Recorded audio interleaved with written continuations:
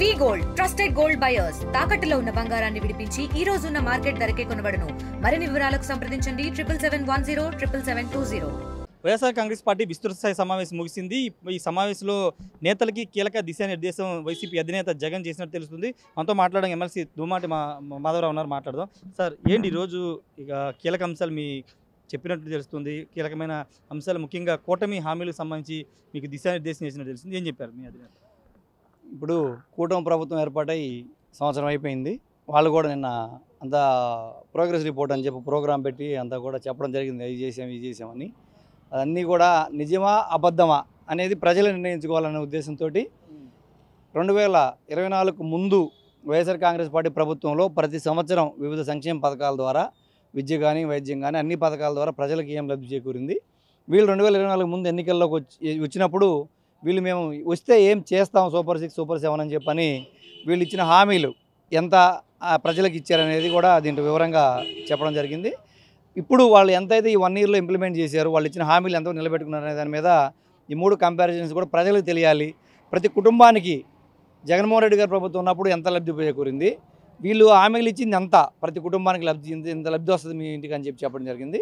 ఈరోజు ఎంత ఇచ్చారనేది కూడా 3 వివరంగా కంపేర్ చేసుకోవాలా. ప్రజలందరూ కూడా ఎవరు మాట మీద నిలబడతారు, చెప్పిన హామీలతో పాటు చెప్పని హామీలు కూడా నెరవేర్చింది ఎవరు, చెప్పిన హామీలను కూడా తొంగలో తొక్కి ఈరోజు మోసం చేసింది ఎవరు అనేది ప్రజలే గ్రహించాలనే ఉద్దేశంతో ప్రజల ముందుకే ఈ ఒక్క డేటాను తీసుకెళ్లాలనే ఆలోచనతో జగన్మోహన్ రెడ్డి గారు ఈరోజు అందరికి కూడా జిల్లా స్థాయిలో మండల స్థాయిలో గ్రామ స్థాయిలో కూడా ఇవన్నీ కార్యక్రమాలు మొదలుపెట్టడం జరుగుతూ ఉంది.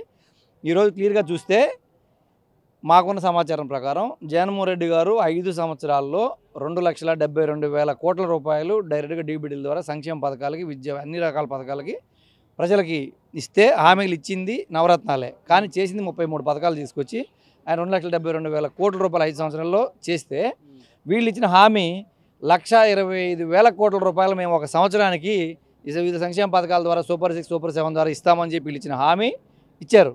కానీ ఈ 1 ఇయర్లో వీళ్ళు ఇంప్లిమెంట్ చేసింది చూస్తే దాదాపు 17,000-18,000 కోట్లు మాత్రమే చేశారు. 1,25,000 కోట్ల హామీలు ఇచ్చి 17,000-18,000 కోట్ల హామీలు నెరవేర్చారంటే వీళ్ళు ఎంత ప్రజల్ని బాబు షూరిటీ మోసం గ్యారంటీ అనేది ఇప్పుడు స్లోగన్ వస్తూ ఉంది జనంలో కూడా.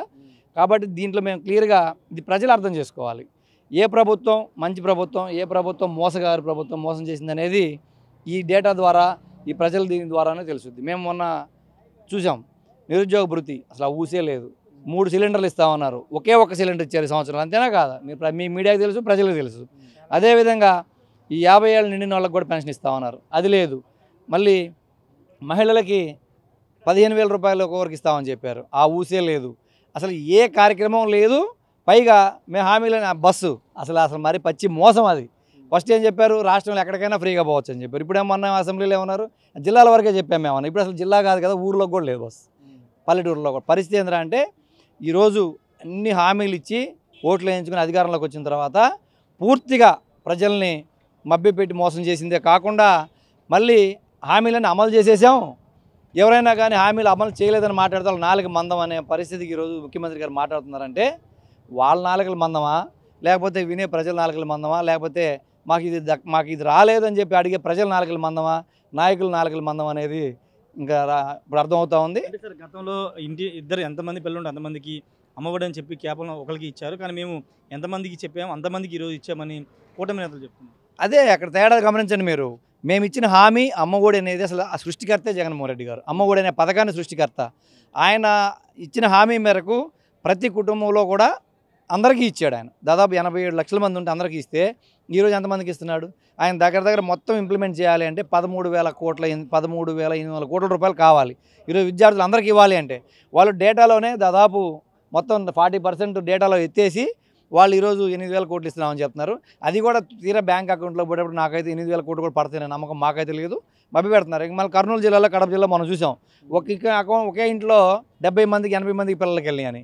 ఇది కూడా రేపు రాబోయే రోజుల్లో ఇది అసలు మా కుంభకోణమా, నిజంగా పథకాల్లో ఎవరైతే అర్హుల వాళ్ళకి ఇంప్లిమెంట్ చేశారనేది కూడా రాబోయే రోజుల్లో అవి కూడా బయటకు వస్తూ ఉంటాయి. మన మీడియాలో చూసాం మనం, ఒక్కొక్క ఇంట్లో 70 మందికి 80 మందికి 60 మందికి కూడా కర్నూలు కడప జిల్లాలో ఇచ్చిన పరిస్థితి మనం చూసాం కదా. ఇవన్నీ కూడా వాళ్ళు పూర్తిగా ఇచ్చామని చెప్పేది మాత్రం పచ్చి అబద్ధం అది.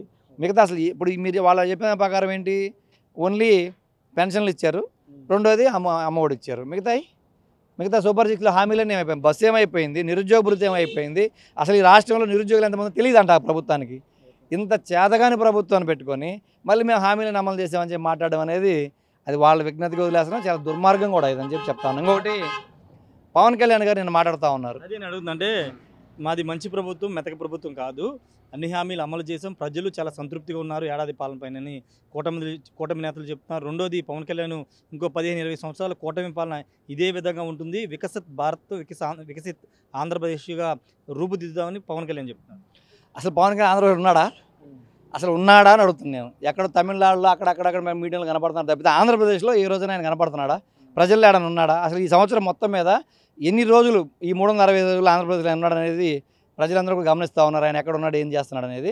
నేను పవన్ కళ్యాణ్ గారిని సూటిగా అడుగుతా ఉన్నా.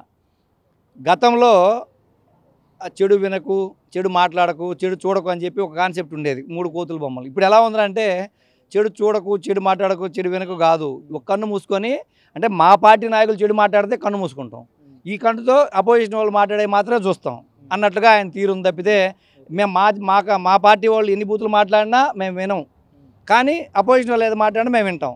అదే అపోజిషన్ వాళ్ళు ఏది మాట్లాడినా మేము దాని కేసులు పెడతాం. మా పార్టీ వాళ్ళు ఎన్ని మాట్లాడినా మేము వాళ్ళు ఎదురుకి పోం అనే కాన్సెప్ట్లోకి ఈరోజు పవన్ కళ్యాణ్ తీరు మాట్లాడుతున్నాడు. నేను క్లియర్గా అడుగుతా ఉన్నా, నిన్న నువ్వేమన్నావు? నిన్న అదే మీటింగ్లో, అమరావతిలో జరిగిన మీటింగ్లో ఏం చెప్పావు నువ్వు? తొక్కి నారదీస్తావా? తొక్కి నారదీయటం అంటే ఏంటి, అసలు మీనింగ్ తెలుసా నీకు? ఇప్పుడు రప్పా రప్పా అని ఒక సినిమా డైలాగు ఒక మీ కార్యకర్త మీ మీద కోపంతో, తెలుగుదేశం పార్టీ కార్యకర్త మీ మీద ఉన్న ఆక్రోషంతో కోపంతో ఆ ఫ్లెక్స్ పెడితే మీరు దాన్ని పెద్ద రాద్ధాంతం చేసి మా పార్టీకి అంటకట్టారు. ఓకే, మరి నువ్వు తొక్కి నారదీస్తానంటే మీనింగ్ ఏంది? అంటే ఎప్పుడు తొక్కి నారదీస్తారు? ఒక మేకనో పొట్టేలనో చంపేసిన తర్వాత దాన్ని అప్పుడు తోలు తీస్తారు, అంతే కదా? దాన్ని తొక్కి చంపిన తర్వాత దాన్ని తొక్కి నారదీస్తారు. అంటే ఎంతమంది చంపి తొక్కి నారదీస్తావు నువ్వు మాట్లాడుతుంది ఏందో నువ్వు ఆలోచించుకో. ఫస్ట్ ఆఫ్ ఆల్ ఒకసారి గతంలోకి వెళ్తే కొన్ని 100 వీడియోలు ఉన్నాయి, నీ నోటమిటి అన్ని పచ్చి బూతులు మాట్లాడిన వీడియోలు 100 ఉన్నాయి. అలాంటివన్నీ పక్కన పెట్టి అవన్నీ మర్చిపోయి ఈరోజు నువ్వు మళ్ళీ వచ్చి ప్రతిపక్షం గురించి మాట్లాడడం ఏంటి? బుచ్చి చౌదరి ఏం మాట్లాడాడు? అంతకంటే ఘోరమైన మాటలు ఎవరన్నా మాట్లాడారా? ఈరోజు మీ నాయకులు మీరు కంట్రోల్ చేసుకొని చేత కాదు, ఇక్కడ ఆడపిల్లల మీద అఘాయిత్యాలు జరుగుతూ ఉంటే వాటిని కంట్రోల్ చేయని చేత కాదు, అవన్నీ కప్పిపుచ్చుకోవడానికి తీసుకొచ్చి వదలలో కేసులు పెడతారా? చాలా ఈ ప్రభుత్వం మంచి ప్రభుత్వం కాదు, ఇది చేతగాని ప్రభుత్వం అని చెప్తాను నేను. పరిపాలన చేత కాదు కూటమికి.